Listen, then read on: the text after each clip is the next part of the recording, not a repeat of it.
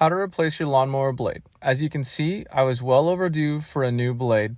You want to make sure you start with a piece of cardboard on the ground, go ahead and pull the spark plug, then remove your bag as well as the arm itself. Then go ahead and flip the mower up. You'll grab a socket wrench, just hold the blade and then go ahead and spin the bolt to the left to loosen the bolt off. Once it gets loose enough, you'll pull the bolt out, the mounting plate, and then the blade itself. As you can see, it's formed to fit the mower here, so you want to make sure you put the formed side within the mower itself, then the mounting plate, and then you'll go ahead and grab the bolt and go ahead and start screwing that back in. I always encourage finger tightening first to avoid cross threading. Once you've gotten it snug, go ahead and use that socket wrench to tighten it down, flip the mower back down, put your arm back in place, the bag and the spark plug, and start mowing. You too can have clean lines like these with a new blade from UDC Parts.